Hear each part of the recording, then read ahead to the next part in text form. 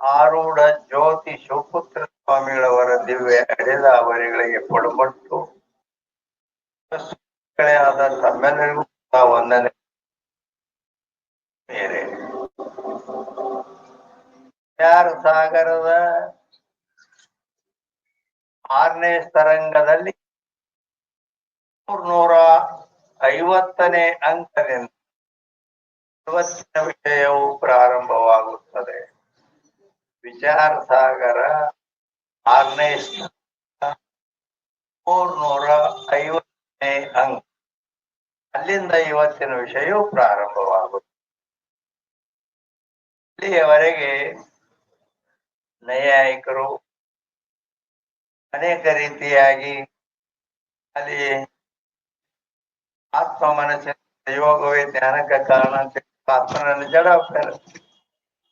ಆ ಆತ್ಮನಿಗೆ ಜ್ಞಾನ ಆಗ್ಬೇಕಾದ್ರೆ ಆತ್ಮನ ಮನಸ್ಸಿನ ಯೋಗ ಆದಾಗ ಆಕೈತೆ ಅಂತ ಹೇಳಿ, ಕೆಲವರು ಮನಸ್ಸು ಜೋಡಣೆ ಸಂಯೋಗ ಆದಾಗ ಜ್ಞಾನಕತೆ ಅಂತ ಹೇಳಿ, ಕೆಲವರು ಅಣು ಪರಿಮಾಣ ಒಪ್ಪಿದರು. ಆಮೇಲೆ ಕೆಲವರು ಆತ್ಮನನ್ನು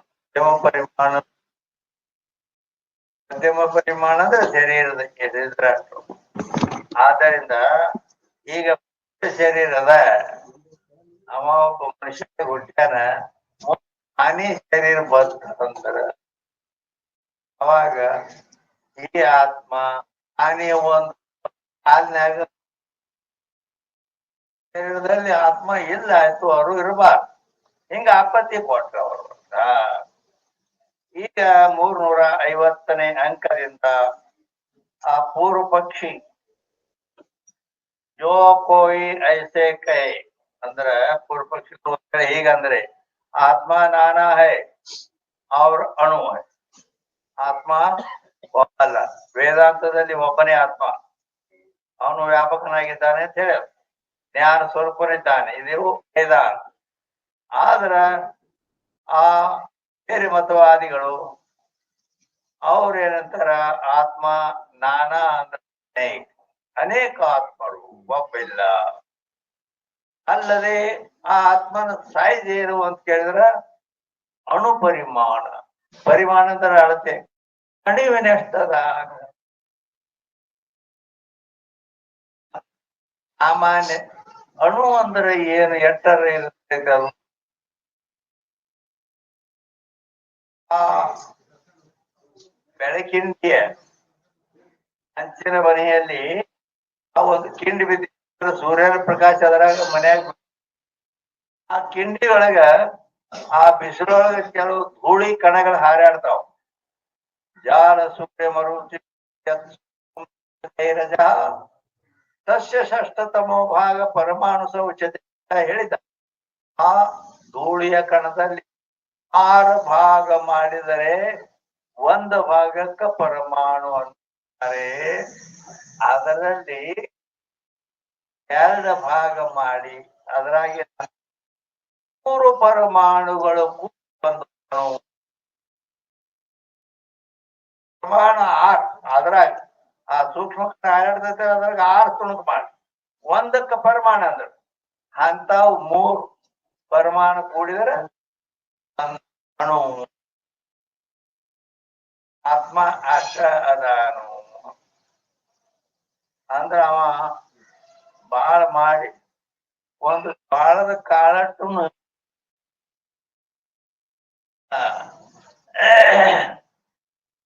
ಅಂತ ಸಿದ್ಧಾಂತಿಗಳು ಹೇಳ್ತಾರೆ.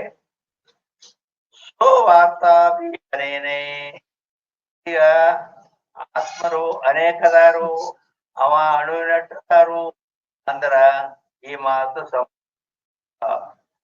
ಯಾಕೆ ಸಂಭವಿಸ कहते जो अणु आत्मा को करता वो करे तो अंतःकरण के अणुपक्ष में जो दोष कया तो दोष होवेगा ಅಂತ ಹೇಳಿದ್ರು ಅವರು. ಅಂದ್ರ ಹಿಂದಕ್ಕ ಆ ಅಂತಃಕರಣವನ್ನು ಅಣು ಅಂತ ಹೇಳಿದ್ರೆ, ಅಂತಃಕರಣಕ್ಕೆ ಅಣು ಅಂತ ಹೇಳಿದಾಗ ಅವಾಗ ಏನ್ ಆಪತ್ತಿ ಬಂತು ಅಂತಂದ್ರ, ಈಗ ಆ ಅಂತಃಕರಣ ಅಣುವಿನಟ್ಟದಂದ್ರೆ ಅಷ್ಟು ಸಣ್ಣ ಐತೆ. ಅವಾಗ ನಮ್ಮ ಕಾಲಾಗ ಒಂದು ಮ್ಯಾಲಿ ಅದನ್ನ ತೆಗಿಲಾಕ್ ಹೋದಾಗ ಗಿಡದಂದ ತಲೆಯಾಗ ಒಂದು ಮುಳು ಅಡ್ಡು ಕಡೆ ನೋವು ಆಕ್ಕಾರ. ಆ ಅಣುವಿನಷ್ಟು ಅಂತಃಕರಣ ಐತಂದ್ರೆ ಮತ್ತೆ ಆ ಉಳಿದ ಕಡೆ ಜ್ಞಾನ ಆಗ್ಬಾರ್ದಲ್ಲ. ಈ ಅಪತಿ ಬಂದಿತ್ತ ಅದಕ್ಕೆ ಏನ್ ಹೇಳಿದ್ರು, ಅಂತಃಕರಣ ಅಣುಪಕ್ಷ ಜೋ ದೋಷ ಕಯಾತ ಅಂದ್ರ ಈ ರೀತಿ ದೋಷ ಕೊಟ್ಟಿದ್ರ ಅವಾಗ ಏನ್ ಎರಡು ಕಡೆ ನೋವಾಗ್ತದೆ ಅದು ಆಗ್ಬಾರ್ದು. ಶರೀರದ ಒಂದು ಕಡೆ ಇರ್ತಾರ ಅಂತಃಕರಣ ಐತ. ಆದ್ರಿಂದ ನಾವು ಅಂತಃಕರಣ ಅಂತ ಏನಂತೀವಲ್ಲ, ಅಂತಃಕರಣ ಅಂದ್ರೆ ಈ ಶರೀರ ಇದ್ರೊಳಗೆ ಅಲ್ಲದು. ಅಂತಃಕರಣ ಏನ್ ಅಂತಃಕರಣ ಅಂತಃ ಅಂದ್ರೆ ಏನು, ಕರ್ಣ ಅಂದ್ರೆ ಅಂತಃ ಅಂದ್ರೆ ಒಳಗೆ, ಒಳಗೆ ಅಂದ್ರೆ ಶರೀರ ಒಳಗೆ, ಕರ್ಣ ಅಂದ್ರೆ ಸಾಧನ ಆಗು. ಏನ್ ಸಾಧನ? ಧ್ಯಾನಕ್ಕೆ ಸಾಧನ ಆಗು. ಈ ಶರೀರದ ಯಾವುದೇ ಭಾಗದಲ್ಲಿ ಏನೇ ಆಗಲಿ, ಒಂದು ಇರುವೆ ಹರಿದಾಡ್ತದ ಅಥವಾ ಏನೋ ಮೈಗೆ ಹತ್ತಿರ್ತದ, ಅದ ಜ್ಞಾನ ಮಾಡಿ ಕೊಡ್ತದ. ಅದ ತುಂಬಾ ವ್ಯಾಪ್ಸಿರ್ತ ಈಗ. ಆದ್ದರಿಂದ ಏನ್ ಹೇಳಿದ್ರು, ಆ ದೋಷ ಬರ್ತದ ಅಂತಃಕರಣವನ್ನು ಹೇಳಿ ಕರ್ತಾ ಭೋಕ್ತ ಅಂಗೀಕಾರ ನೈ ಕರೀತು ನಾನಾ ಆತ್ಮ ಅಂಗೀಕಾರ ಸ್ಮರೆ. ಒಂದು ವೇಳೆ ಆತ್ಮನನ್ನು ಕರ್ತ ಅವರು ಆತ್ಮನನ್ನು ಅನೇಕರು ಒಪ್ಪ್ಯಾರ, ಕರ್ತ ಭೋಕ್ತ ಅಂತೂ ಒಪ್ಪ್ಯಾರ. ಒಂದ್ ವೇಳೆ ಅವಾಗ ಮತ್ತೆ ಕರ್ತ ಭೋಕ್ತ ಅಂಗೀಕಾರ ನೀವು ಮಾಡಿಲ್ಲ, ಆತ್ಮ ಭೋಕ್ತ ಅಲ್ಲ ಅಂತ ಈಗ ಹೇಳಿದ್ರೆ ಅನೇಕ ಆತ್ಮ ಅಂಗೀಕಾರ ಮಾಡೋದನ್ನ ನಿಷ್ಫಲಕತ್ತೆ. ಯಾಕೆ ಹೋಗ್ತೀರಿ? ಅನೇಕ ಒಬ್ಬರ ಕಾರಣ ಇಲ್ಲಿ ಆ ಕರ್ತ ಭೋಕ್ತ ಅಂತ ಕೂಡಲೇನ ಮತ್ತೆ ಯಾವ ಮಾಡ್ಯಾನ ಅವನು ಅನುಭವಿಸ್ಬೇಕು ಕರ್ಮವನ್ನು. ಆದ್ದರಿಂದ ಆ ಆಪತ್ತಿ ಬರ್ತದ, ಅದು ಒಬ್ಬ ದುಃಖ ಅನೇಕ ಅಂತ ಹೇಳ್ಬೇಕು. ಅಂತೇಳಿ ಒಬ್ರು ಸುಖಿ ಅಂದ್ರೆ ಒಬ್ರು ದುಃಖಿ ಅಂದ್ರೆ ಹಿಂಗೆ ಅನೇಕ ಆತ್ಮರು. ಅದಕ್ಕ ಕರ್ತ ಭೋಕ್ತ ಅಂಗೀಕಾರ ಮಾಡದಿದ್ದರೆ ಅನೇಕ एक ही आत्मा शरीर विषय अंगीकार करना योग्य. ಒಬ್ಬನೇ ಆತ್ಮ ನಾನು ಒಪ್ಪುದು ಯೋಗ್ಯ. ನೀವು कर्ता भोक्ता अंगीकार नहीं करे तो अपने सिद्धांत भी त्याग होगा. ಅದಕ್ಕ ನಿಮ್ಮ ಅರ್ಥ ಅಲ್ಲಿ ಕರ್ತಾ ಅನ್ನೋದನ್ನ ಒಂದ್ ವೇಳೆ ಬಿಟ್ರೆ ನಿಮ್ಮ ಸಿದ್ಧಾಂತವೇ ತ್ಯಾಗ ಆಗಿ ಹೋಗ್ತದೆ.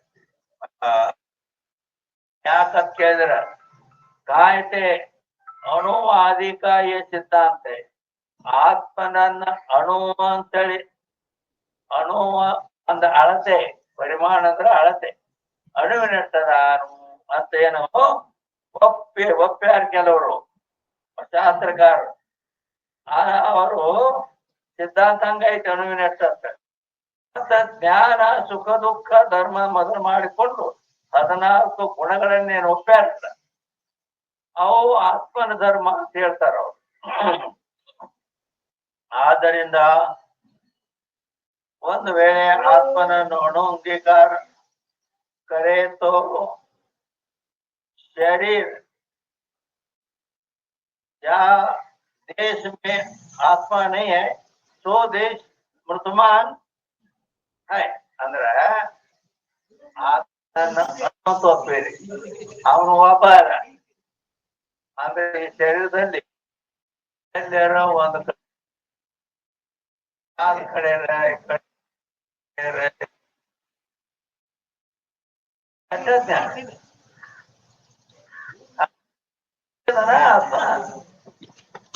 ಜ್ಞಾನ ಅಲ್ಲಿದಂತ ಏನ್ ತಾನೇ ಈ ಆಪತ್ತಿ ಬರ್ತದೆ.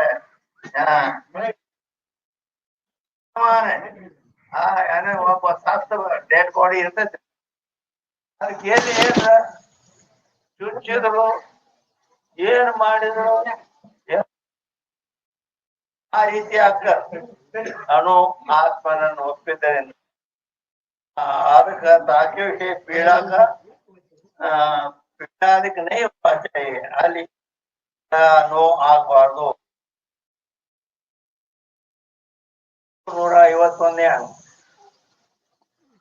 और जो ऐसे गए ಏನು ಒಂದ್ ವೇಳೆ ನೈಯಾಯಿಕರು ಈ ರೀತಿ ಹೇಳಿದರೆ आत्मा तो शरीर की एक है, ಅಣು ಒಪ್ಪಿರೆ ಯಾವುದೋ ಒಂದು ಭಾಗದಲ್ಲಿ ಆತ್ಮ ಅದ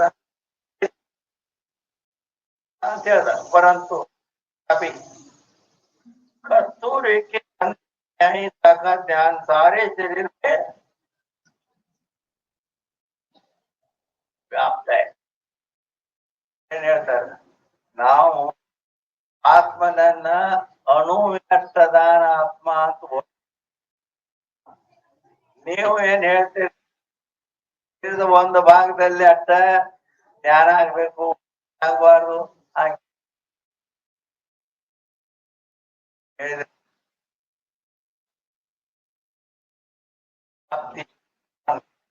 ಅಂದ್ರೆ ಈಗ ಒಂದು ಊದಿ ಅಗರಬತ್ತಿ ಊದಿನ ಅವ ಮನ್ಯಾಗ ಮನಿ ತುಂಬಾ ಸುಗಂಧ ಹಾಕದ್ ಬರ್ತದಿಲ್ಲ, ಹಂಗ ನಮ್ಮ ಆತ್ಮ ಒಂದ ಕಡೆ ಸುಗಂಧ ಮನಿ ತುಂಬ ಹಂಗ ಶರೀರದಲ್ಲಿ ಒಂದ್ ಕಡೆ ಆತ್ಮ ಇದ್ದರೂ ಕೂಡ ಸುಗಂಧ ಹೆಂಗ ಮನಿ ಪ್ರಾಪ್ತ ಆಗಿರ್ತದೆ. ಆತ್ಮನ ಧ್ಯಾನ ಅದು ಶರೀರ ತುಂಬಾ ಆಗ್ತದೆ. ಆ ದ್ವೈತವಾದಿ आते सर्व शरीर से अनुकूल प्रतिकूल संबंध अनुभव करे. ಅವಾಗ ಶರೀರದಲ್ಲಿ ಏನಾಗತ್ತೆ, ಅನುಕೂಲದಲ್ಲಿ ಸುಖ ಆಕತಿ, ಪ್ರತಿಕೂಲ ಅದೆಲ್ಲ ಆಕತಿ. ಆವಾಗ ಹೇಳ್ತಾರ ಶೋಭಿತನೇನೈ ಅದು ಕೂಡ ಸಂಭವಿಸೋದಿಲ್ಲ. ಯಾಕೆ ಸಂಭವಿಸೋದಿಲ್ಲ ಅಂದ್ರೆ ಕಾಯತೆ नियम है, ಅಲ್ಲಿ नियम आयतो ಅಂತ. ಏನ್ नियम है, देश में गुण वाला हो रहे तासे बाह्य गुण रहे नहीं. ಎಷ್ಟು ದೇಶದಲ್ಲಿ ಗುಣವಾಲ ಹೋ ರಹೆ ಸಾಧ್ಯ, ಎಷ್ಟು ದೇಶದಲ್ಲಿ ಆ ಗುಣವುಳ್ಳತಿರುತ್ತದೆಯೋ ಅದಕ್ಕಿಂತ ಹೊರಗೆ ಗುಣ ಇದ್ದಂಗಿಲ್ಲ ಅಂತ ಹೇಳಿ ಕೆಂತು ಈ ಗುಣರೇ ಅಂದ್ರೇನು,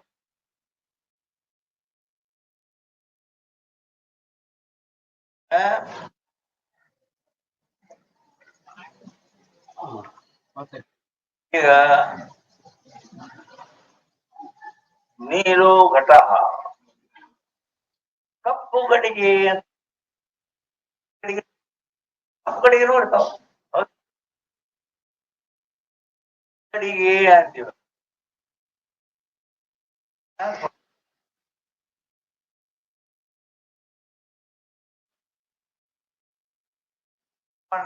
ಅನ್ಬೇಕು ಆ ಕಪ್ಪು ಬಣ್ಣ ಎಲ್ಲಿ ಗುಣ ಕಪ್ಪು ಬಣ್ಣ ಗುಣಿಯಾದ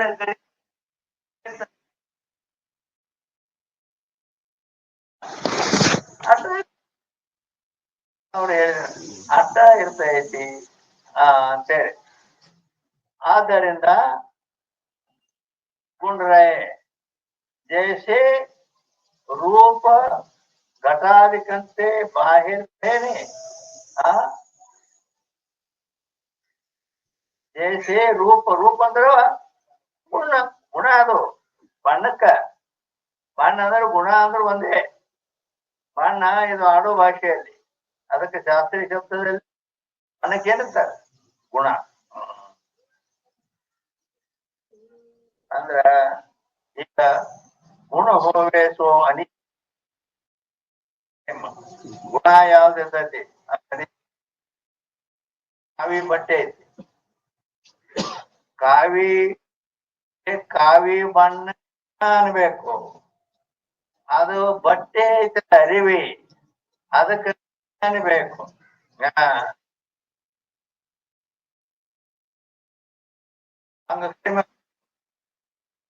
ಇದು ಅಂದ್ರೆ ಗುಣ ಅಂದ್ರೆ ಗುಣಿ ಅಂದ್ರೆ ಏನ ಕಾವಿ ಬಣ್ಣ ಅನ್ಬೇಕು ಹಾ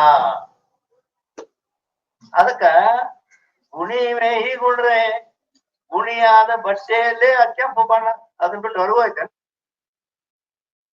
ಆ ರೀತಿ ರೂಪಘಟಾದಕ್ಕಿಂತ ಬಾಯರೇನೆ ಆ ಗಡಿಗೆ ಬಣ್ಣ ಘಟವನ್ನು ಹೊರಗಿರಂಗಿಲ್ಲ ತೈಸೆ ಆತ್ಮ ಸೇ ಬಾಹಿರಿ ಜ್ಞಾನ ಬಿ ಬನೇನೆ ಆದ್ದರಿಂದ ಆ ಜ್ಞಾನ ಏನೈತಲ್ಲ ಆತ್ಮನ ಯಾರೇ ಸಂಭವ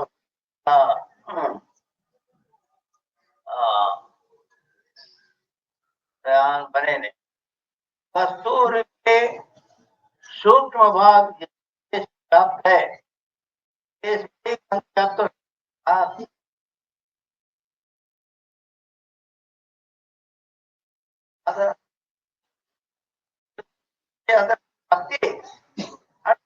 ಸುಖ ಕುಡ್ದ ಅದು ಎಲ್ಲಿ ಒಂದಿಟ್ಟ ಜಾಗದಾಗ ಹಚ್ಚಿರ್ತಾರ ಆದ್ರೂ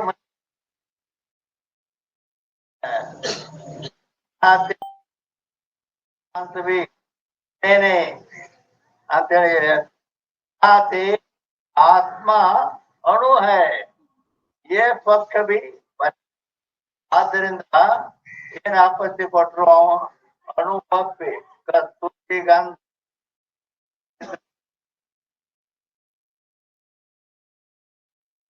ಹಾಕಿ ಎಷ್ಟು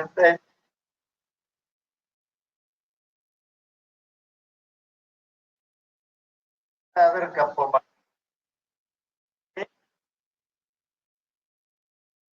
ಐತಿ ಆ ಬಾಣನ ಆಟ ಇರ್ತೈತಿ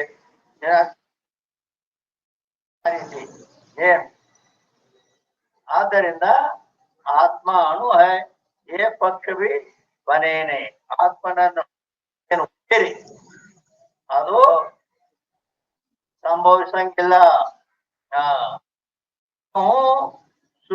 आत्मा अत्यंत अनुसेवी गया है सो दुर्विधि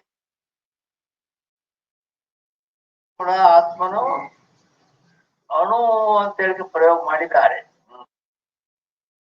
ಅಣು ಅಂತ ಹೇಳಿದ್ದು ಅರ್ಥ ಏನಂದ್ರ ಅದು ದುರ್ವಿಧಿ ಅಂದ್ರ ಅರ್ಥ ಅದು ಅದನ್ನ ನೋಡುವುದು ಅದ ಬಹಳ ಸೂಕ್ಷ್ಮ ದೃಷ್ಟಿ ಬೇಕ ಅಂದ್ರೆ ಅದು ಎಲ್ಲರಿಗೂ ಕಾಣಂಗಿಲ್ಲ ಈಗ ಒಂದು ಕೂದ್ರೆ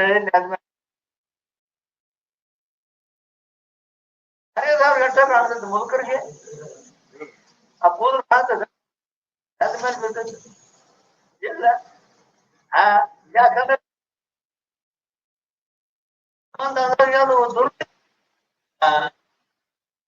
ಆ ರೀತಿ ಅದಕ್ಕಾಗಿ ಅಲ್ಲಿ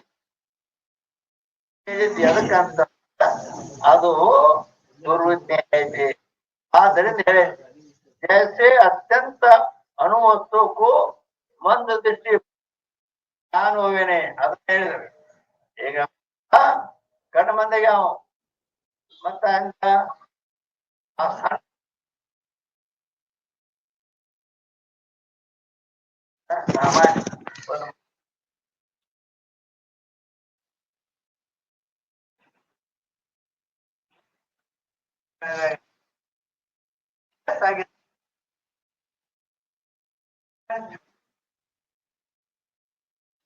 ಕಲಾ ಅವಾಗ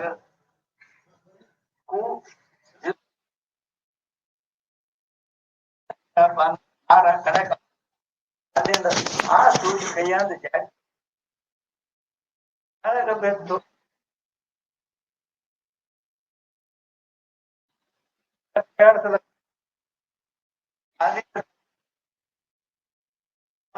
ಮಾಡ್ತಾರೆ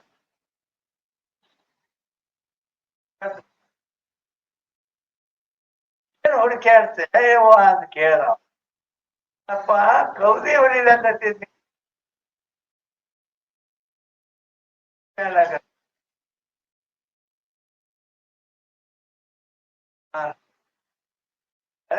ಹುಡುಕ್ಯಾಡ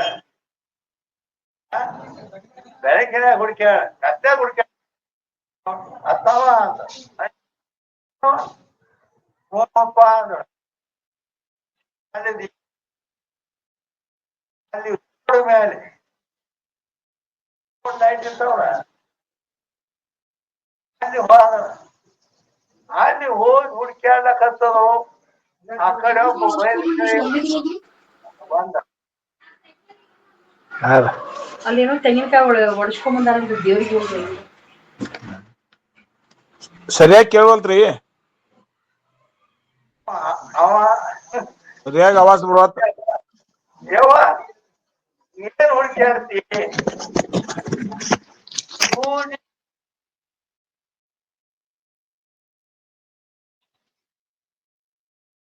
ಹುಡುಕ್ಯಾಡ್ಬೇಕ ಇಲ್ಲಿ ಏನೋ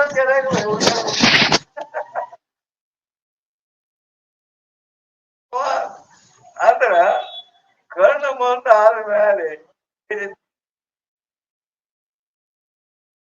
ಅದಕ್ಕಾಗಿ ಅಲ್ಲಿ ಏನ್ ಹೇಳಿದ್ರ ಅಂದ್ರ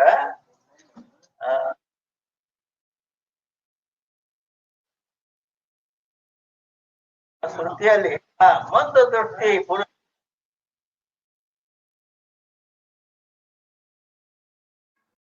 ಸಂತೋಷ ಸರಿಯಾಗಿ ಕೇಳವಲ್ ಸಂತೋಷ ಸರಿಯಾಗಿ ಕೇಳವಲ್ತ मुख पुरुष को आत्मा की भी ध्यान होवे नहीं यहाँ से अणु के समान है ये सृष्टि का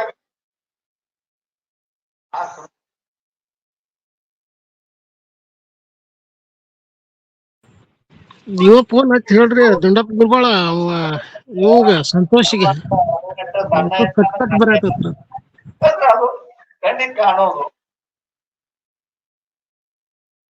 ಹಂಗೆ ಶ್ರುತಿ ಹೇಳೈತಿ ಆತ್ಮ ये अभिप्राय नहीं इर्तानंतೇಳಿ ಆ ಶ್ರುತಿ अभिप्राय कहते बहुत स्थान में व्यापक रूप आप ही वेदने पालन किया है ಯಾಕಂದ್ರ बहुत स्थान में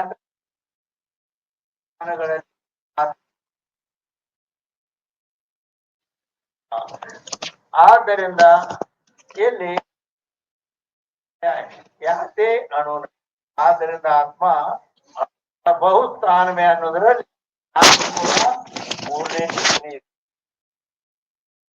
403ನೇ ಟಿಪ್ಪಣಿ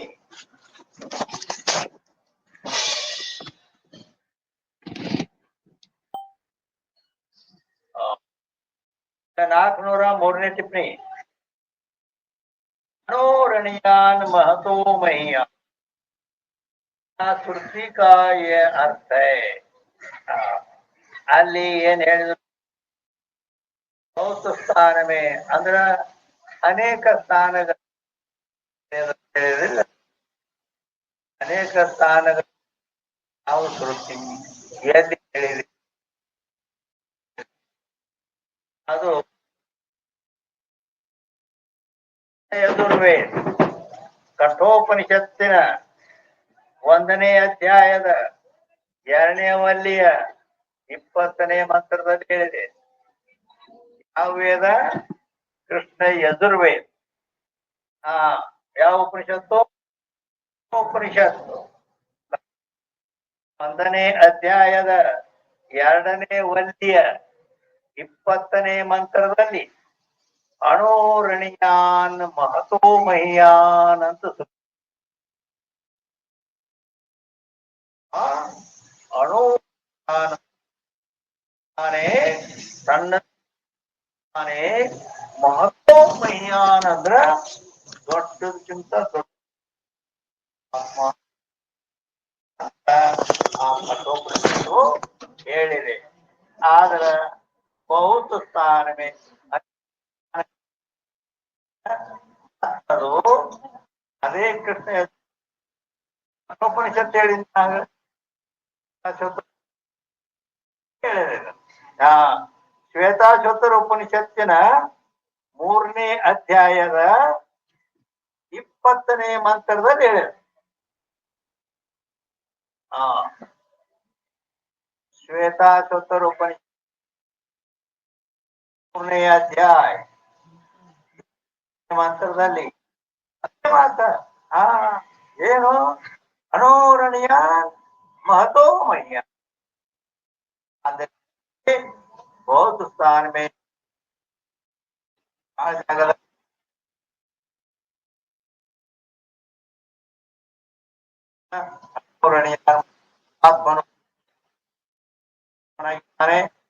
ಅಥೋಮಯಾನ ದೊಡ್ಡವನು ಇದ್ದಾನೆ.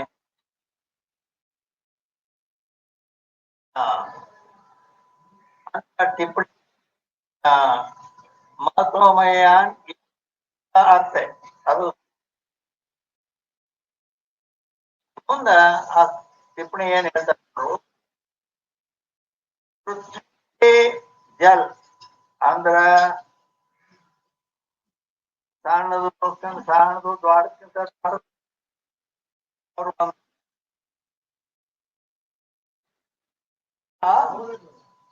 ಜಲ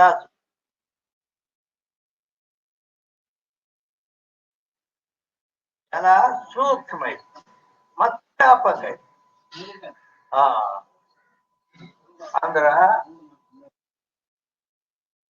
ಅಂದ್ರ ನೆಲ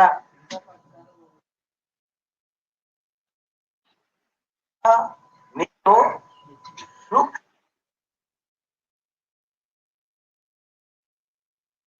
ಆ ಪೃಥ್ವಿ ಮಣ್ಣನ್ನು ಹಾಕಿ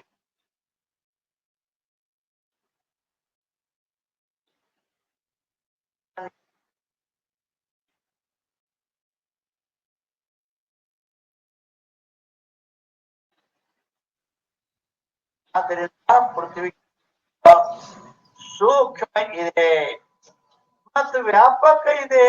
ಅಂದ್ರ ಆ ಪೃಥ್ವಿ ಸಾಮಾನ್ಯ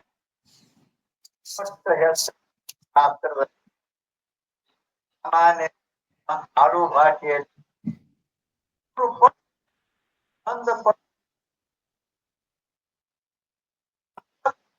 ಆದ್ರ ನೀರ ನದಿಗಳಲ್ಲಿ ನೀರ ನದಿ ಅದ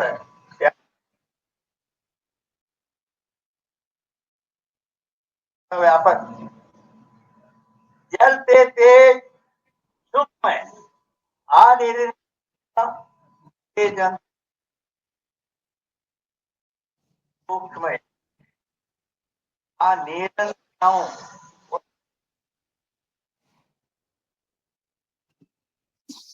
ಆದ್ರ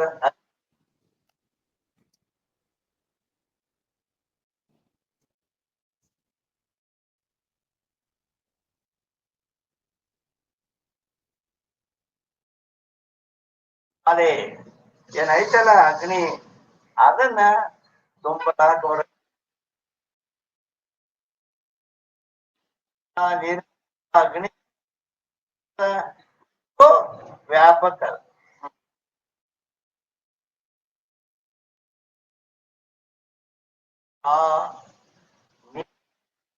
ಬೆಂಕಿ ವ್ಯಾಪಕ ಐತಿ ಸೂಕ್ಷ್ಮ ಐತಂತ ಅದ್ರ ವ್ಯಾಪಕ ಐತಂದ್ರ ಗೊತ್ತಾಯ್ತಾನ ವ್ಯಾಪಕ ಹೆಂಗ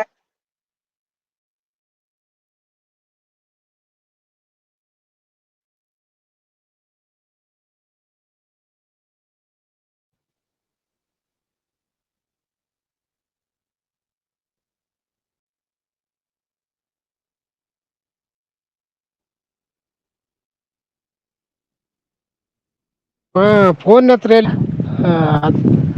ಬುದ್ಧಿಯರ್ ಹತ್ರ ಇಟ್ಟು ಹಿಂಬ ಕುಂತಿರ್ತಾನವ ಅವಾಗೆಲ್ಲಿ ಕೇಳ್ಬೇಕು. ಬೀಳ್ತತಿ ಈ ಕಡೆ ಮಾರಿ ಬೀಳ್ತತಿ, ಈ ಕಡೆ ಮಾರಿ ಬೀಳ್ತತಿ. ಕೆಲವು ಕಾಳು ಬೀಳ್ತತಿ, ಅದ ಬಿತ್ತು ಎಳೆದ ಕಾಳು ಬೀಳ್ತತಿ. ಹಂಗ ಆದ್ರ ಮೊಳಕೆ ಹೇಳ್ಬೇಕಾದ್ರೆ ಮ್ಯಾಲೆ ಹೇಳ್ತದ. ಮ್ಯಾಲೆ ಯಾಕೆ ಹೇಳ್ತದ ಅಂದ್ರ ಆ ಅಗ್ನಿಯ ಧರ್ಮ ಊರ್ಧ್ವಮುಖ ಅಂತ ಶಾಸ್ತ್ರದಲ್ಲಿ ಹೇಳ. ಅಗ್ನಿಯ ಧರ್ಮ ಏನಪ್ಪಾ? ಅದನ್ನ ನೀವು ನೋಡ್ಬೇಕಂದ್ರೆ ಒಂದು ಕಡ್ಡಿ ಡಬ್ಬಿ ತಗೋ, ಕಡ್ಡಿ ಕೊರಿ, ಉರಿ ಹತ್ತ ಅಂದ್ಕೊಳ್ಳೇನ ಅದನ್ನ ಮ್ಯಾಲೆ ಮ್ಯಾಲೆ ಹಾಕತಿ, ಹಿಂಗ ಅಡ್ಡಿ ಮ್ಯಾಲೆ ಹಾಕತಿ, ತೆಳಗ್ ಮಾರಿ ಮತ್ ಮ್ಯಾಲೆ ಬರ್ತದೆ. ಆ ರೀತಿ ಆ ಧಾನ್ಯ ಕಾಳು ಏನದಾವಲ್ಲ ಅವುಗಳ ಮೊಳಕೆಯನ್ನ ಆ ಮುಖ ಅದರದ್ದು ಎಕಡೆ ಬಿದ್ದರೂ ಕೂಡ ಊರ್ಧ್ವ ಮುಖ ಮ್ಯಾಲೆ ಮಾಡಿ ತಗೊಂಡ್ ಬರ್ತದ. ಆದ್ದರಿಂದ ಪ್ರತಿಯೊಂದು ಕಾಳಿನಲ್ಲಿಯೂ ಕೂಡ ಅಗ್ನಿ ಇದೆ. ಆದ್ದರಿಂದ ನೀರಿನಕ್ಕಿಂತ ಅಗ್ನಿ ವ್ಯಾಪಕ ಐತಿ ಅಂತ ಹೇಳಲ್ಪಟ್ಟಾರ. ವ್ಯಾಪಕ ಐತಿ. ಇನ್ನ ತೇಜತೆ ವಾಯು ಸೂಕ್ಷ್ಮ. ತೇಜ ಅಂದ್ರ ಅಗ್ನಿ, ವಾಯು ಅದಕ್ಕಿಂತ ಸೂಕ್ಷ್ಮ ಐತಿ. ಹೆಂಗ್ ಸೂಕ್ಷ್ಮ ಐತಿ ಅಂದ್ರೆ ಆ ಅಗ್ನಿಗೆ ರೂಪ ಐತಿ, ವಾಯು ರೂಪನೂ ಹೋಯ್ತ.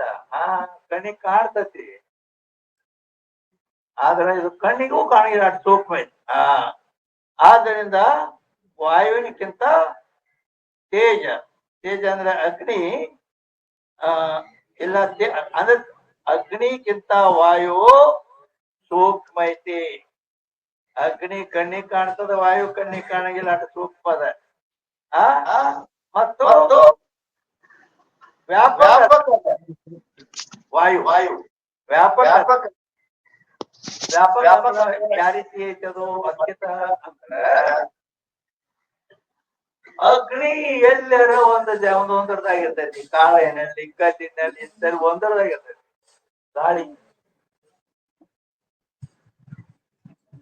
ಜಗತ್ ತುಂಬಾ ಗಾಳಿ ಇಲ್ಲದ ಜಾಗನೇ ಇಲ್ಲ. ಅಂದ್ರೆ ಅಲ್ಲಿ ಅವ್ರು ಬದುಕೋದೇ ಇಲ್ಲ. ಹೌದಿಲ್ಲ? ಉಸಿರಾಡಿಸ್ಬೇಕು, ಗಾಳಿ ಇದ್ದಾಗ ಉಸಿರಾಡಿಸ್ಬೇಕಲ್ಲ.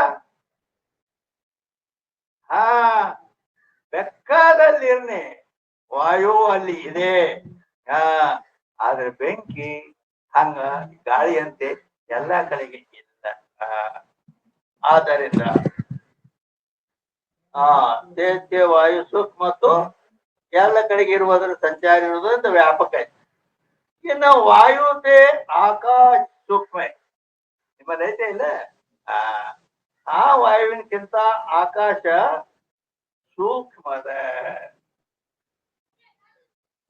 ಅಂತಂದ್ರೆ ಅದಕ್ಕಿಂತ ಸೂಕ್ಷ್ಮದ. ಯಾಕಂದ್ರ ಮೈಗೆ ಗಾಳಿ ಬಡದದ್ದು ಗೊತ್ತ, ಹೌದಿಲ್ಲ? ಗಾಳಿ ಬಿಟ್ಟತಾನೆ ಇಲ್ಲ, ಗಾಳಿ ಬಾಳ ಬಿಟ್ಟದ. ಹೌದಿಲ್ಲ? ಆಕಾಶ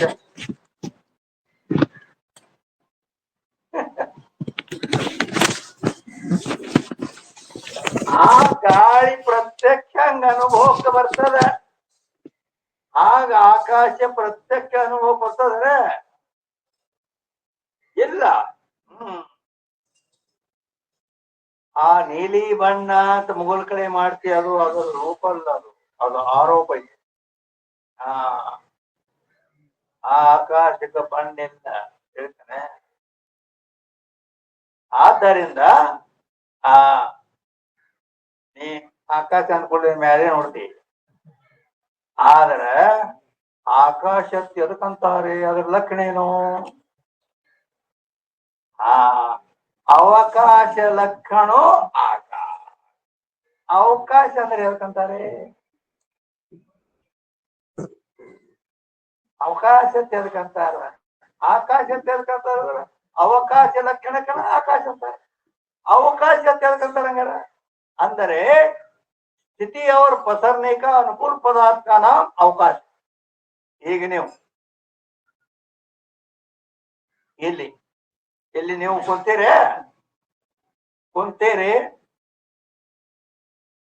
ಅಲ್ಲಿ ನಿಮ್ಮ ಈಗ ಮತ್ತೊಬ್ಬ ಕುಂದ್ರಕ್ ಜಾಗಿಲ್ಲ ಅಲ್ಲಿ ಅವೆಲ್ಲ.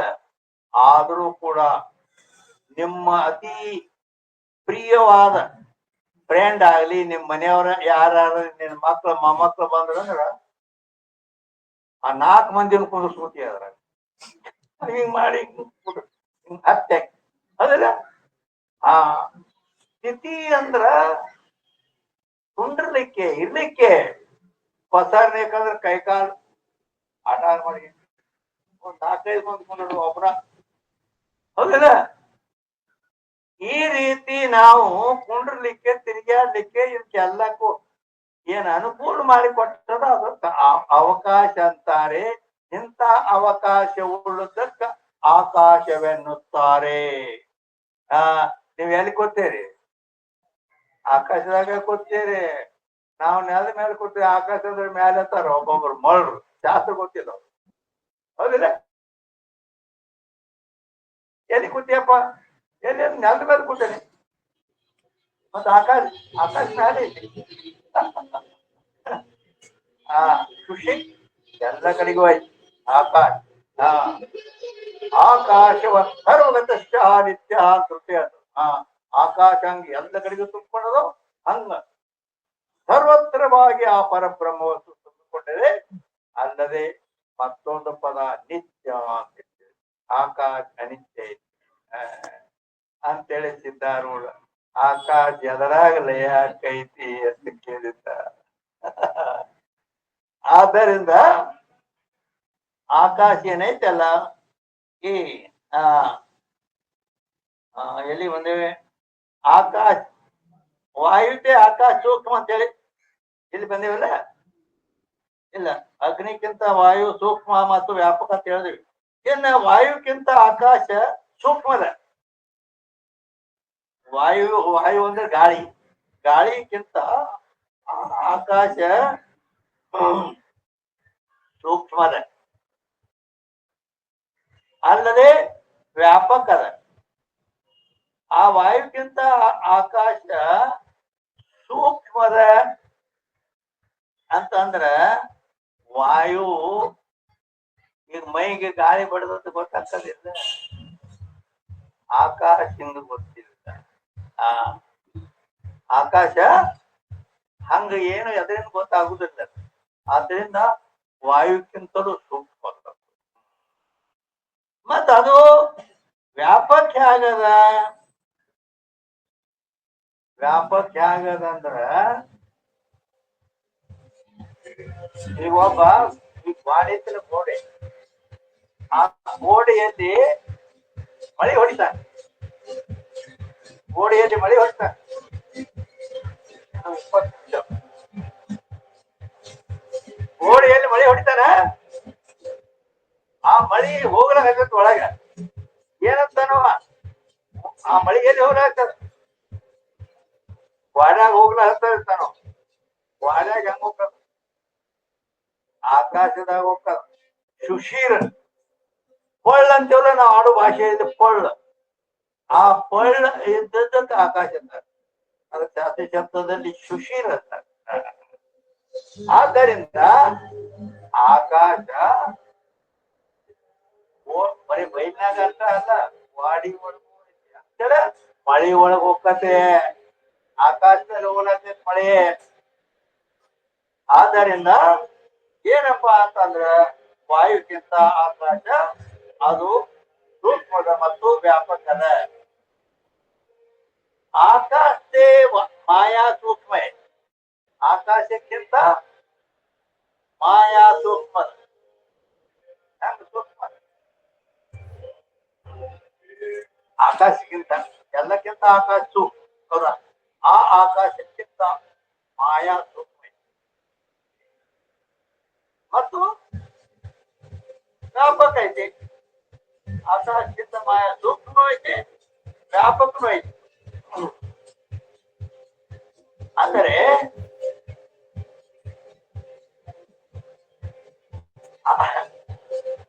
ಆ ಆಕಾಶಕ್ಕಿಂತ ಸೂಕ್ಷ್ಮ ಮತ್ತು ವ್ಯಾಪಕ ದೊಡ್ಡದೈತಿ. ಅಂದ್ರ ಆಕಾಶವನ್ನ ನಾವು ಈ ಅವಕಾಶದಿಂದ ಅಥವಾ ಶಬ್ದ ಗುಣದಿಂದ ಆಕಾಶವನ್ನ ಕಲಿಯುತ್ತೇವೆ. ಮತ್ತು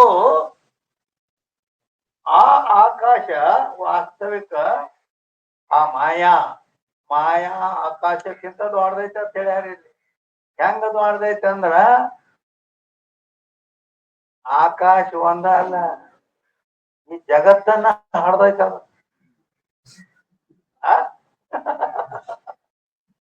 ಮಾಯಾ ಸಂಪೂರ್ಣ ಬ್ರಹ್ಮಾಂಡವನ್ನ ಹಡ್ದೈತಂದ್ರ ಆಕಾಶ ಒಂದನ್ನ ಏನ್ ಮಾಡ್ತೀನಿ. ಅದಕ್ಕಿಂತಲೂ ಮತ್ತು ಅಘಟಿತ ಘಟನಾ ಪುಟೀಯಸಿ ಮಾಯಾ ಅಂತಾರ ಅದಕ್ಕ. ಆದ್ದರಿಂದ ಅದಕ್ಕಲ್ಲಿ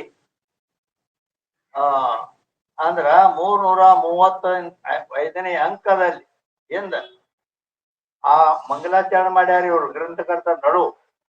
ಯಾ ಶಕ್ತಿ ಕಿ ಶಕ್ತಿ ಲಹಿ ಕರೇ ಈಶ ಯಹ ಸಾಜ್ ಮೇರಿ ಬಾಣಿ ಮೇ ಬಸಹು ಗ್ರಂಥ ಸಿದ್ಧಿಕೆ ಕಾಜ್ ಅಂತ ನಿತ್ಯದಾಸರು ಕೇಳ್ಕೊಂಡ ಏನಂತ. ಯಾರ ಆ ಮಾಯೆಗೆ ಯಾವ ಶಕ್ತಿ ಯಾ ಶಕ್ತಿ ಕಿ ಶಕ್ತಿ ಲಹಿ ಕರೇ ಈಶ್ ಅಂದ್ರ ಈಶ್ವರ, ಕರೇ ಸಾಜ್ ಅಂದ್ರ ಆ ಈಶ್ವರ ಈ ಜಗತ್ತನ್ನು ಹುಟ್ಟಿಸ್ಬೇಕಾದ್ರ ಮಾಯಾನ್ ಬಿಟ್ರೆ ಸಾಧ್ಯ ಇಲ್ಲ.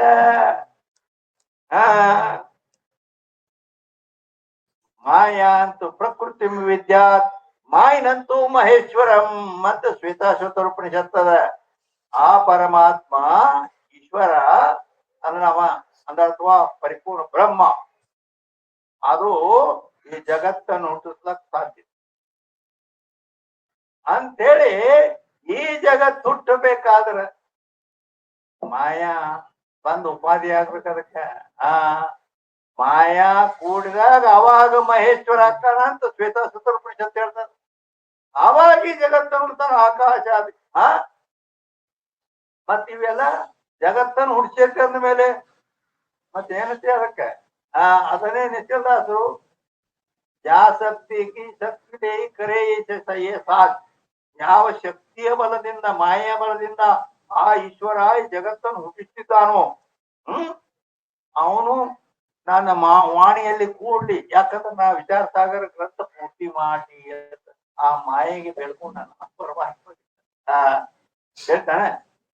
ಆದ್ದರಿಂದ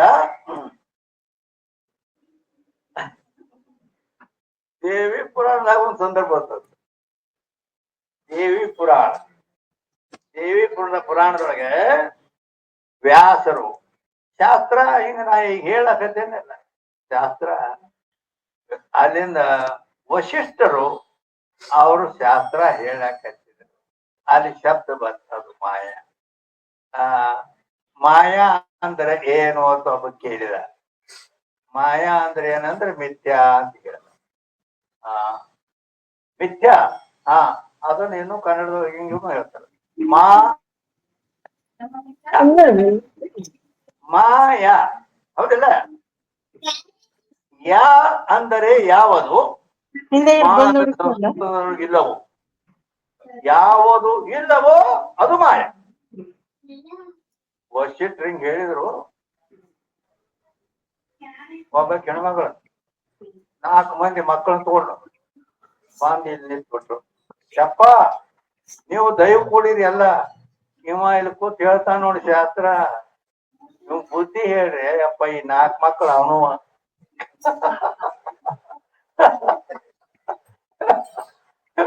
ಆ 4 ಮಕ್ಕಳನ್ನ ನನ್ನ ಬಿಟ್ಟು ಶಾಸ್ತ್ರ ಹೇಳ್ಕೊಂಡು ಕೊಡ್ತಾನ. ಬುದ್ಧಿ ಹೇಳಿ ಅದಕ್ಕೂಳೆ ವಸಿಟ್ರು ಮಾರಿ ತಲೆ ಅಂದ್ರ ಮಾಯಾ ಅಂದ್ರ ವಿಚಿತ್ರ ವಸ್ತು. ಅದು ಅಘಟಿತ ಘಟನಾ ಪ್ರತಿ ಆಗಲಾರದನ್ನೆಲ್ಲ ಮಾಡಿ ತೋರಿಸೋ ಶಕ್ತಿ ಅದಕ್ಕ. ಅದನ್ನ ಮತ್ತು ಶಂಕರಾಚಾರ್ಯರು ವಿವೇಕ ಚೂಡಾಮಣಿಯಲ್ಲಿ ಅನೇಕ ರೂಪಿ ಹಂಗೈತೆ ಅದು ಅಂತಂದ್ರ ಅದು ಅನಿರ್ವಚನೀಯ ಐತೆ ಅಂತ ಹೇಳ್ಯಾರ. ಅನಿರ್ವಚನದಿಂದ ಹೆಂಗೈತೆ ಅಂತ ಕೇಳಿದ್ರ ಸನ್ನಾಪ್ಯ ಉಭಯಾತ್ಮಿಕಾನು ಭಿನ್ನಾಪ್ಯ ಉಭಯಾತ್ಮಿಕಾನು ಸಾಂಗ್ಯ ಉಭಯಾತ್ಮಿಕಾನು ಮಹಾ ಅದ್ಭುತ ನಿರ್ವಚನೀಯ ರೂಪ ಅಂತ ಮಾಯೆಯನ್ನು ವರ್ಣನೆ ಮಾಡ್ಯಾರ ಶಂಕರಾಚಾರ್ಯರು ವಿವೇಕ ಚೂಡಾಮಣಿಯಲ್ಲಿ. ಅಂತ ಮಾಯ ಅದು ಜಗತ್ತೇನ ಏನ್ ಬೇಕಾದನ್ನ ಆದ್ದರಿಂದ ಇಲ್ಲಿ ಆಕಾಶಕ್ಕಿಂತ ಮಾಯಾ ಸೂಕ್ಷ್ಮ ಮತ್ತು ವ್ಯಾಪಕ ಐತಿ.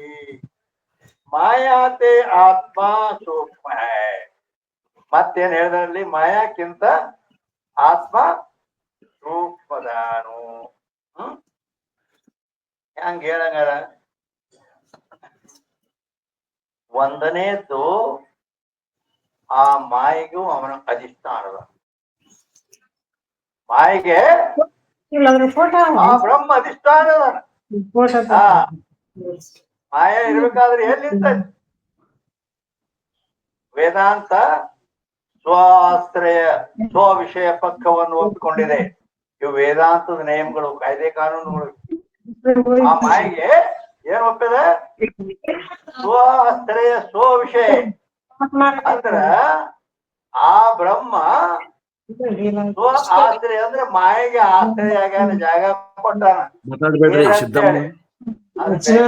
ಏನ್ ಮಾಡೈತೆ ಅಂದ್ರ ವಿಷಯ ಅವನ್ನ ಕಾಣದಂತೆ ಮಾಡಿಬಿಟ್ಟೈತೆ ಅದು.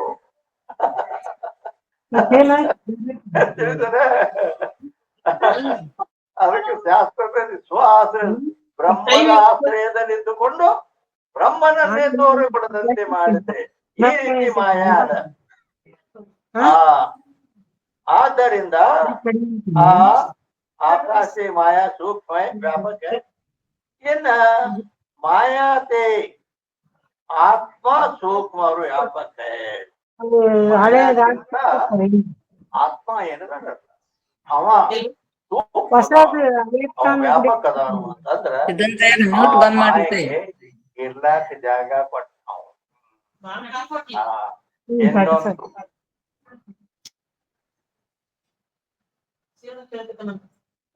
ಮಾತಾಡ್ಬೇಡ್ರಿ, ಬೈತಾರ ಹೆಣ್ಮಕ್ಳು.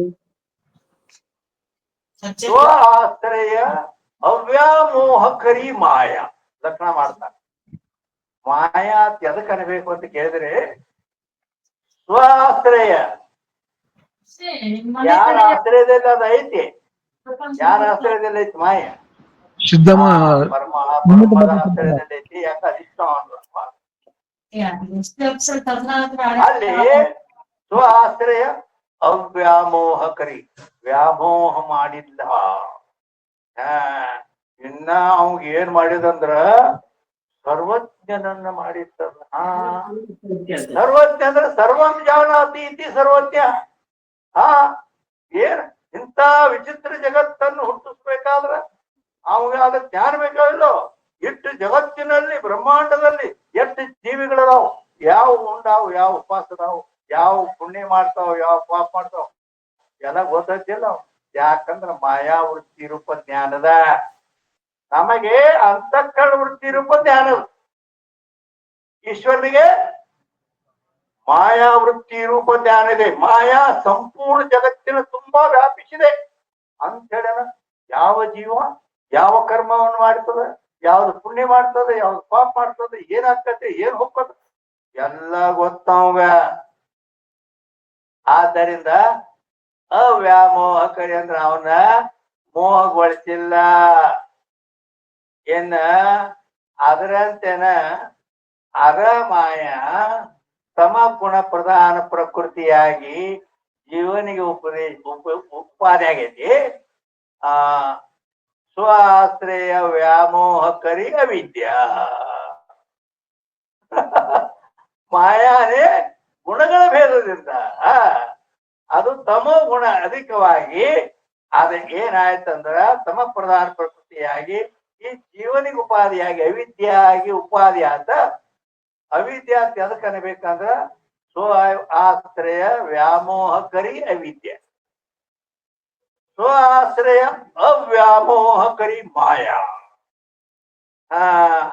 ಮಾಯಾ ಸತ್ತು ಗುಣ ಪ್ರಧಾನದ, ಅವಿದ್ಯಾ ತಮೋ ಗುಣ ಪ್ರಧಾನವದ. ಆದ್ದರಿಂದ ಸತ್ತು ಗುಣ ಪ್ರಧಾನ ಇದ್ದದ್ದರಿಂದ ಅದು ಅವ ಸಾಹುಕಾರನ ಮಗಳಿಗೆ ಇಬ್ಬರು ಅರ್ಥಬ್ರು ಇದ್ರ, ಅವ್ರ ಇಬ್ಬರು ಅಕ್ಕ ತಂಗಿ ಅಂದ್ರ ಇಬ್ರು ಮತ್ತ ಲಗ್ನ ಮಾಡ್ಕೊಂಡ್ರು. ಆ ಒಬ್ಬಗ ದೊಡ್ಡ ಕೋಟ್ಯಾಧಿ ಸಾಹುಕಾರನ ಮಗಳನ್ನ ಮಾಡ್ಕೊಂಡ, ಇನ್ನೊಬ್ಬಗ ಅವನ್ ಕೂಲಿ ಮಾಡೋ ಮನುಷ್ಯ ಅವನ ಮಗಳನ್ನ ಮಾಡ್ಕೊಂಡ. ಹಂಗ ಆ ರೀತಿ ಜೀವ ಅವಿದ್ಯಾ ಉಪಾಧಿಯಾದದ್ರಿಂದ ಪರಿಚಿನ್ನದಾನ, ಅಲ್ಪಜ್ಞನದಾನ, ಅದು ಸರ್ವಜ್ಞದಾನ. ಆದ್ದರಿಂದ ಇಲ್ಲಿ ಮಾಯಾ ಅನ್ನೋದು ಸ್ವ ಆಶ್ರಯ ಅವ್ಯಾಮೋಹಕರಿ ಅಂದ್ರ ಆ ಯಾರ ಆಶ್ರಯದಲ್ಲಿ ತಮಗೆ ಅವು ಮಾಡಿಲ್ಲ ಅದಕ್ಕೆ ಮಾಯಾ ಅನ್ಬೇಕು. ಯಾವುದು ತನ್ನ ಆಶ್ರಯದಲ್ಲಿ ಇದ್ದವನ್ನ ವ್ಯಾಮೋಹಕರಿ. ಈಗ ಏನ್ ಮಾಡಿದ, ಮಗ ಹರಕ್ ಬಂದಾನ ಅಂತೇಳಿ ಮಗನ್ ಲಗ್ನ ಮಾಡಿದ. ಲಗ್ನ ಮಾಡಿದ ಕೂಡಲಿನ ಹಿಂದಿಗಡೆ ಮತ್ತ ಸೊಸಿ ಬಂದ್ರು. ಮೊದಲ ಮಗ ತಂದ್ ಹೆಂಗ್ ಹೇಳ್ತಾನ ಎಲ್ಲ ಕೇಳ್ಕೊಂಡೇ ಇದ್ದ. ಹಿಂದಿಗಡೆ ಏನಾಯ್ತು, ನೆಟ್ಕೊಂಡು ಒಂದು ವರ್ಷ 6 ತಿಂಗಳು ಹೋತು. ಆಕೆ ಅಲ್ಲಿ ಕಿವಿ ಊದ್ಲಕ್ ಚಾಲು ಮಾಡಿದ್ರು. ಕಿವಿ ಊದ್ಲಕ್ ನಿಮ್ಮವ್ವ ನಿಮ್ಮಪ್ಪ ನನಗ್ ಬಾಳ ತ್ರಾಸ ಕೊಡ್ತಾರ, ನನಗ್ ಸಾಕಾಗಿ ಹೋಗೈತಿ, ನಾ ಇರಂಗಿಲ್ಲ. ಯಾಕ ಏನ್ ಬ್ಯಾರೆ ಆದ್ರನ ಇರಕ್ ನಾ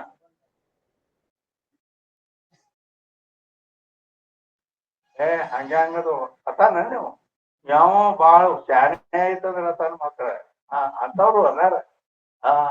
ಅವ ನನ್ನ ಹಡ್ದಾರ ಅವ್ರಿಂದನ ನೀ ಬಂದಿ ಹುಚ್ಚಿ,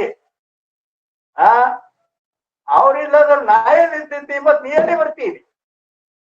ಅಲ್ಲ ಎಲ್ಲಾರು ಕೂಡಿರು ಆದ್ರ ಸಾಕ ಎಲ್ಲ ಬರಬರಿ ಯಾಕಂತೇಳಿ ಬುದ್ಧಿ ಮಾತು ಹೇಳ್ತಾರ ಯಾವ ಪುಣ್ಯಾತ್ಮ.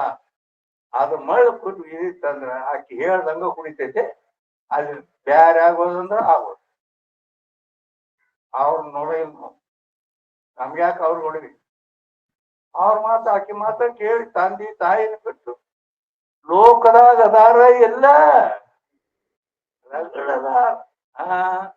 ಆದ್ದರಿಂದ ಅವಿದ್ಯೆ ಹಿಂಗ್ ಮಾಡಿ ಬಿಡ್ತದ ಅಕ್ಕಿಗತೆ ಮಾಯಾ ಈ ರೀತಿ ಅದ. ಆದ್ದರಿಂದ ಇಲ್ಲಿ ಏನ್ ಹೇಳಿದ್ವಿ ಅಂತಂದ್ರೆ ಸಾಮಾನ್ಯವಾಗಿ ಮಾಯಾತೆ ಆತ್ಮ ಸೂಕ್ಷ್ಮ ವ್ಯಾಪಕ. ಮಾಯಿಂದ ಆತ್ಮ ಏನದಾನು, ಸೂಕ್ಷ್ಮದಾನು ಮತ್ತು ವ್ಯಾಪಕದಾನು ಅಂತ ಅನ್ನುವಲ್ಲಿ ಇದು ಹೇಳ್ಬಹುದು. 2 ಪ್ರಮಾಣ ಕೊಡ್ಬಹುದು. ಅದು 2 ಅಂದ್ರ ಒಂದನೇದು ಆ ಮಾಯಾ ಇರಬೇಕಾದ್ರ ಬ್ರಹ್ಮರೂಪ ಅಧಿಷ್ಠಾನದಲ್ಲಿ ಅಧ್ಯಸ್ಥ ರೂಪದಿಂದಿದೆ, ಬ್ರಹ್ಮನನ್ನ ಆಶ್ರಯ ಮಾಡ್ಕೊಂಡಿದೆ. ಹೌದಿಲ್ಲ? ಆದ್ದರಿಂದ ಮತ್ತೆ ಇದಕ್ಕೆ ಆಶ್ರಯ ಆಗೈತಿ. ಮಾಯಾದ ಆಶ್ರಯ ಕೊಟ್ಟ ನಂತರ ಮೇಲೆ ಯಾರು ದೊಡ್ಡವರು? ಬ್ರಹ್ಮ ದೊಡ್ಡದವರು. ಬೃಹತ್ವ ಇದು ಒಂದ. ಇನ್ನೊಂದು ತೈತ್ತಿರಿ ಉಪನಿಷತ್ತಿನಲ್ಲಿ, ಕೃಷ್ಣ ಯಜುರ್ವೇದದ ತೈತ್ತಿರಿ ಉಪನಿಷತ್ತಿನಲ್ಲಿ ತಸ್ಮಾದ್ವಾ ಏ ತಸ್ಮಾದಾತ್ಮನ ಆಕಾಶ ಸಂಭೂತ ಹೇಳ್ಯಾರ.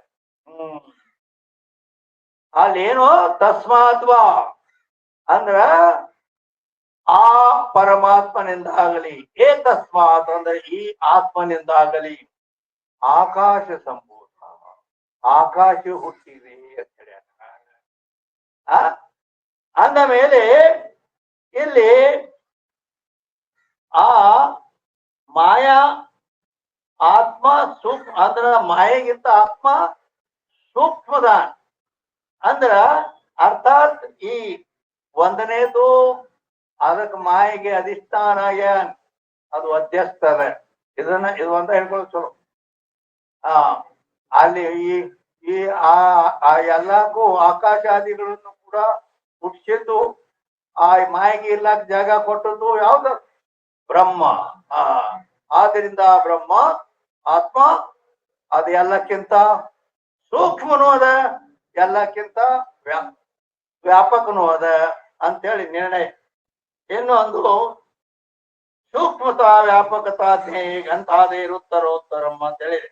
ಅಂದ್ರೆ ಈ इत्यादि श्रुतिन विषय आत्मा की सर्वते सूक्ष्मता और व्यापकता कही है. ಆದ್ದರಿಂದ ಏನ್ ಹೇಳ್ಯಾರು? ಆತ್ಮನಿಕ್ಕಿಂತ ಆತ್ಮಂದು ಎಲ್ಲಕ್ಕಿಂತ ಸೂಕ್ಷ್ಮ ಮತ್ತು ವ್ಯಾಪಕ ಹೇಳ್ಯಾರ. ಆದ್ದರಿಂದ ಈ ರೀತಿ ಅವ ಆತ್ಮ ಮಾಯೆಗೆ ಅಧಿಷ್ಠಾನ ಆಗಿದ್ದಾನೆ. ಇದು ಅಧ್ಯಸ್ತರ ಇಟ್ಟ ಹಿಡ್ಕೊಂಡ್ರೆ ಸಾಕು, ನಡೀತದೆ.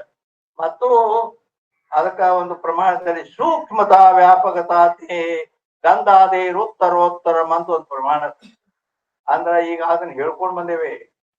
ಏನ್ ಹೇಳ್ಕೊಂಡ್ ಬಂದೇವೆ? ಪೃಥ್ವಿಗಿಂತ ಜಲ ಸೂಕ್ಷ್ಮದ ವ್ಯಾಪಕದ, ಜಲಕ್ಕಿಂತ ಹಿಂಗೆಲ್ಲ ಒಂದಕ್ಕೊಂದು ಎಲ್ಲ ಹೇಳ್ಕೊಂಡ್ ಬಂದೇವೆ. ಅದೇ ಸೂಕ್ಷ್ಮತಾ ವ್ಯಾಪಕತಾ ಒಂದಕ್ಕಿಂತ ಒಂದು ಹಿಂಗ ಸೂಕ್ಷ್ಮನೂ ಅದಾವು ವ್ಯಾಪಕನೂ ಅದಾವು ಅಂತೇಳಿ ಹೇಳ್ಕೊಂಡ್ ಬಂದದ್ದಾಗಿದೆ. ಆದ್ದರಿಂದ ಈ ರೀತಿ ಟಿಪ್ಪಣಿ ಇಲ್ಲಿ ಮುಂದ ये उपदेश शास्त्री भगवान भाष्यकार ने प्रतिपादन किया. ಇದೋ ತನ ನಾವು ಏನ್ ಹೇಳಿದಿವಲ್ಲ, ಒಂದಕ್ಕಿಂತ ಒಂದು ಸೂಕ್ಷ್ಮ ಮತ್ತು ವ್ಯಾಪಕ ಅನ್ನೋ ಈ ವಿಷಯವನ್ನ ಭಗವಾನ್ ಶಂಕರಾಚಾರ್ಯ ಶಂಕರಂ ಶಂಕರಾಚಾರ್ಯ ಶಂಕರನೇ ಅವತರಿಸಿದರನಿಗೆ ಶಂಕರಾಚಾರ್ಯ ಆಗಿ ಬಂದನು ಅಂತ ಹೇಳಿ ಆ ಶಂಕರಾಚಾರ್ಯರು ಉಪದೇಶ ಸಹಸ್ರಿ ಅನ್ನೋ ಒಂದು ಗ್ರಂಥ ಬರೆದಾರ. ಗ್ರಂಥ ಬಹಳ ಬರೆದಾರ. ಮತ್ತು ಆದ್ರೂ ಉಪದೇಶ ಸಹಸ್ರಿ ಎಂಬ ಗ್ರಂಥದಲ್ಲಿ ಈ ವಿಷಯವನ್ನು ಹೇಳಿದ್ದಾರೆ. ಆದ್ದರಿಂದ प्रतिपादन किया है. इसके अनुसार हमने विचार चंद्रोदय दशम कला विषय उक्त शास्त्र लिखा है. ಅದು ಚಂದ್ರೋದಯದಲ್ಲಿ ಕೂಡ ಬಂದಿದೆ. ಯಾತೆ ಆತ್ಮ ಅಣು ಹೈ ये कथन निष्फल है. ಅದಕ್ಕ ನೈಯಾಯಿಕರು ಆತ್ಮ ಅಣು ಅಂತ ಒಪ್ಪಿದ್ದಾರೆ. ಇದು ನಿಷ್ಫಲ, ಏನು ಪ್ರಯೋಜನ ಇಲ್ಲ ಅಂತ ಟಿಪ್ಪಣಿ ಸಮಾಪ್ತಿ ಆಯ್ತು. ಎಲ್ಲಿದ್ದೇವೆ? ಟಿಪ್ಪಣಿ ಎಲ್ಲಿ ಬಂದಿತ್ತು? 300 ಆಯ್ತು. ಇನ್ನೊಂದು ಸ್ವಲ್ಪ ಐತಿ, ಬಿಡ್ತೇವೆ ಇಲ್ಲಿ. ಅಂದ್ರೆ 352 ಬಿಟ್ಬಿಡು. तान व्यापक रूप आप ही वेद ने प्रतिपादन किया है. जाति अणु ने इस रीति से व्यापक तथा मध्यम परिमाण अथवा अणु आत्मा नाना है ये कहना संभवे नहीं. ಆದ್ದರಿಂದ ಈಗ ಇಲ್ಲಿದಿಂದ ಈ ನೈಯಾಯಿಕರ ಮತ ಚಾಲುವಾಗಿ ಅದರದ್ದು ಎಲ್ಲ ಏನೇನ್ ಹೇಳ್ಕೊಂಡ್ ಬಂದ್ರ ಅದನ್ನೆಲ್ಲ ಏನೈತಿ ಅದನ್ನ ನಾವು ನಿಮಗೆ ಹೇಳ್ಕೊಂಡ್ ಬಂದೇವಿ. ಅಂದ್ರ ಕೆಲವರು ಮನುಷ್ಯನ ಸಂಯೋಗ ಆತ್ಮನೊಡನೆ ಆಗಿ ಜ್ಞಾನಾದಿ ಗುಣಗಳು ಹೇಳಿದ್ರು, ಆತ್ಮ ಜಡ ಒಪ್ಪಿ. ಹಿಂದ್ಗಡೆ ತ್ವಚೊಡನೆ ಸಂಯೋಗ ಒಬ್ಬ ಹೇಳ್ದ. ಅಲ್ಲದೆ ಮಧ್ಯ ಆ ವ್ಯಾಪಕ ಅಂತ ಎಲ್ಲರೂ ಒಪ್ಪ್ಯಾರ. ಆಮೇಲೆ ಹಿಂದ್ಗಡೆ ಒಬ್ಬ ಅಣು ಅಂತ ಆತ್ಮನನ್ನು ಒಪ್ಪಿದ. ಆದ್ರೂ ಆಪತ್ತಿ ಬಂತು. ಅಲ್ಲಿ ಮತ್ತ ಎಲ್ಲ ಕಡೆ ಜ್ಞಾನ ಆಗ್ಬೇಕಲ್ಲ ಅಂದಾಗ ಮತ್ತ ಏನ್ ಮಾಡ್ದ? ಮಧ್ಯಮ ಪರಿಮಾಣ. ಮಧ್ಯಮ ಪರಿಮಾಣ ಅಂದ್ರೆ ಗೊತ್ತ? ಮಧ್ಯಮ ಪರಿಮಾಣ ನಿಂತ್ಕೊಂಡು ಹೇಳ್ತಾರೆ. ಅಣು ಪರಿಮಾಣ ಮಧ್ಯಮ ಪರಿಮಾಣಗಳ ಎಣಿಕೆ ತನ್ನೊಡಗೂಡದಿರುವುದರಿಂದೇ ಗುಣಜಾತಿ ಕರ್ಮಾದಿ ರಹಿತತ್ವದಿಂದೇ ಕರಣವಿಡಿಯದುದರಿಂದ ಅದ್ವಯನಹನು ತಾನೇ ತನ್ನೊಳು ತನ್ನ ನಿಜವ ನೋಡಲು ಪರಮಾನಂದಮಯ ಚಿದ ಅಖಂಡ ರೂಪ ಅನ್ನುವಂತ ಜ್ಞಾನ ಪ್ರತಿಪಾದನೆ ಹೇಳ್ಯಾರ. ಆದ್ದರಿಂದ ಈ ರೀತಿಯಾಗಿ ಇಲ್ಲಿ ಏನೈತಿ ಅಂತಂದ್ರ ಆ ಆತ್ಮ ಈ ರೀತಿ ಅದಾನು. ಆದ್ರೆ ಇಲ್ಲಿ ತನ ವ್ಯಾಪಕ ಮಧ್ಯಮ ಪರಿಮಾಣದ ದೇಹದಲ್ಲಿರೋದು. ನಾವು ಮಧ್ಯಮ ಪರಿಮಾಣವನ್ನ ಆತ್ಮನೊಪ್ಪಿಲ್ಲ. ಆತ್ಮನು ಒಬ್ಬನಿದ್ದಾನೆ, ವ್ಯಾಪಕನಿದ್ದಾನೆ ಅಂತ ವೇದಾಂತ ಒಪ್ಪಿದೆ. ಆದ್ರೆ ಮಧ್ಯಮ ಪರಿಮಾಣವನ್ನು ನಾವು ಏನು ಒಪ್ಪೇವೆ ಅಂದ್ರ ಅಂತಃಕರಣವನ್ನ ಸೂಕ್ಷ್ಮ ಶರೀರವನ್ನ ಮಧ್ಯಮ ಪರಿಮಾಣ ಒಪ್ಪೇವೆ. ಆದ್ರೆ ಅವರು ನೈಯಾಯಿಕರು ಆತ್ಮನೇ ಮಧ್ಯಮ ಪರಿಮಾಣ ಒಪ್ಪಿ ಅದು ಎಲ್ಲ ಸಂಕೋಚ ವಿಕಾಸ ಉಳ್ಳವ ಅಂತೇಳಿ ಹೇಳಿ ಇದು ಯಾವುದು ಬರೋಬ್ಬರಿ ಇಲ್ಲ. ನ್ಯಾಯ ಮತ ಇಲ್ಲಿ ತನ ಏನದ ಹೇಳಿದ್ದು ಅದನ್ನ ಖಂಡನ ಮಾಡುವ ಸಲುವಾಗಿ ಇದು ಸರಿ ಅಲ್ಲ, ಇದು ಸರಿ ಅಲ್ಲ, ಹಿಂಗ್ ಇಲ್ಲಿ ತಪ್ಪ್ಯಾರ ಅನ್ನೋದನ್ನ ಎಲ್ಲಾ ನಿಮ್ಗೆ ಹೇಳ್ಕೊತ ಬಂತು. ಅಥವಾ ಅಣು ಆತ್ಮ ನಾನ ಆತ್ಮನ ಅಣು ಅಂತೂ ಒಪ್ಪ್ಯಾರ, ನಾನ ಅಂದ್ರ ಅನೇಕಂತೂ ಒಪ್ಪ್ಯಾರ. ಇವೆಲ್ಲ ಸರಿಯಲ್ಲ. ಏಕಾಯನ ಸಂಭವೇನೆ. ಈಗ ಅವರು ನೈಯಾಯಿಕರು ಏನ್ ಹೇಳ್ಯಾರ, ಯಾವುದು ಸರಿಯಲ್ಲ, ಅದು ಸಂಭವ ಸಂಖ್ಯೆ ಖಂಡನ ಆಯ್ತು. ಇನ್ನು ಮುಂದ 352ನೇ ಅಂಕ ಅಲ್ಲಿ ಮತ್ತ ನಾಳೆ ಬೆಳಿಗ್ಗೆ ಭೇಟಿಯಾಗೋಣ. ಜೈ ಮಂಗಲಂ, ಜಯ ಜೈ ನಮ ಪಾರ್ವತಿ, ಹರ ಹರ ಮಹಾದೇವ.